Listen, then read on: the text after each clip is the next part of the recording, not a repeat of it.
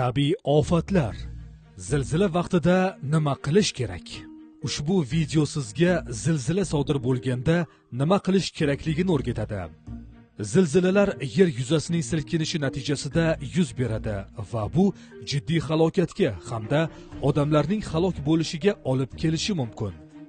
Zilzila paytida yugurishga urinmang, chunki qulayotgan obyektlar xavfli bo'lishi mumkin.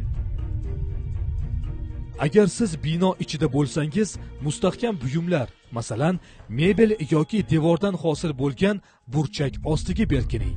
Derazalardan va oynadan iloji boricha uzoqroq bo'lishga harakat qiling. Ularga orqa qilib turing va o'zingizni qo'llaringiz bilan himoya qiling.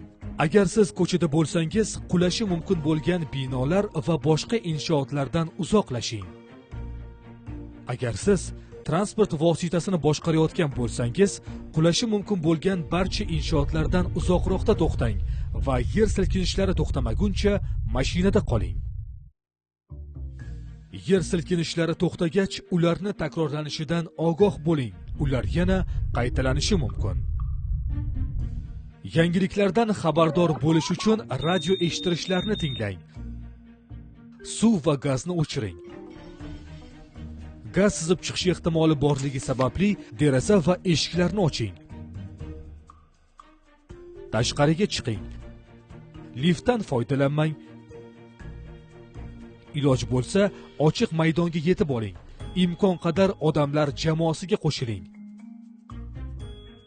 O'zingiz bilan shaxsiy hujjatlaringizni, issiq kiyim va kerakli dori-darmonlarni oling.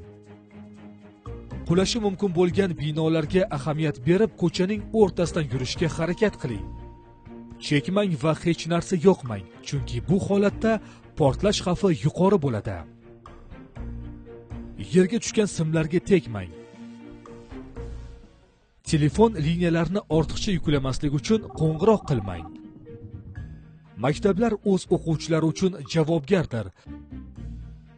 Bolalarni olib ketish uchun borish xavfli bo'lishi mumkin. Shikastlangan binolarga kirishni taqiqlashga harakat qiling. Sohil bo'yidagi joylardan saqlaning, chunki kuchli to'lqinlar ko'tarilishi ehtimoli bor. Qo'shnilaringiz keksa va nogiron bo'lsa, ular yordamga muhtoj emasligiga ishonch hosil qiling. Zilzilaga tayyorgarlik ko'rish uchun o'z hududingizdagi zilzila xavfi va himoya choralari bilan tanishib chiqing. Oilangizda favqulodda vaziyatlarda to'planish uchun maxsus joyni belgilab qo'ying. Zilzilalarga bardosh bera oladigan turar joy va inshootlarni tanlashga harakat qiling. Agar kerak bo'lsa, yashirinishingiz mumkin bo'lgan joyga e'tibor bering.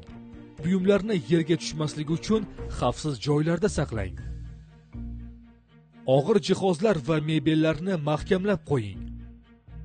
Favqulodda vaziyatlar yuzaga kelganda zarur buyumlar to'plami va birinchi yordam to'plamini tayyorlab qo'ying. Har qanday holatda ham mahalliy hokimiyatning ko'rsatmalariga amal qiling.